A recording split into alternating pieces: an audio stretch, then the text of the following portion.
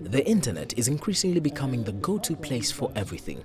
And it's not just information. The internet has enabled remote automation of basically all activities. But the risks are too huge.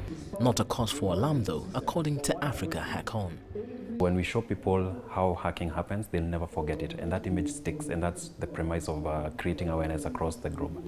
Cybersecurity, in fact IT in general, in this country is a very young field. And cybersecurity is even younger. So right now, there's a complete lack of professionals in the industry, and it's hard to find good guys in both terms of offensive and defensive security. From viruses to hackers, you're bound to run into a lot of trouble if you're careless online. Unfortunately, there's no guarantee an individual or organization can protect themselves 100%. They're getting smarter, definitely more aggressive, but the pace comes in twofold. So for the white hats, you also have to learn and be as agile and as learned as the attackers. So it's always like a case in point where you're always matching up in terms of skill and capabilities. You always have to be at par. However, you can build your own personal line of defense.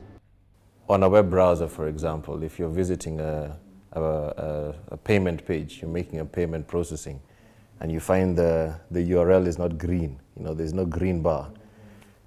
These are, if it's red, for example, pay attention to that.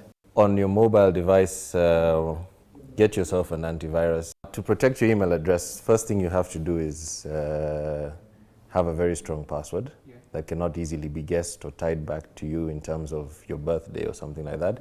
Depending on how attractive your site is, an attack may be inevitable.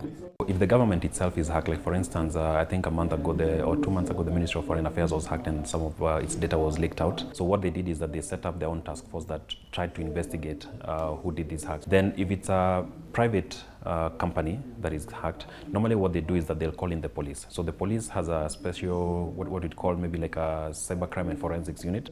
Among techies, there are those who make it their business to get into your business. Hackers. We stay up late into the night, lot of sleep deprivation. It's a lot of coffee.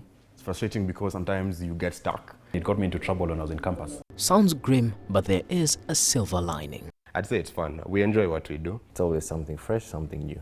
Oh, it's splendid. So it's really fun at the end of the day when you get to break into a system. So if your password online is 1234 or your spouse's birthday, change it. Change it now. Leslie Mirungu, CCTV.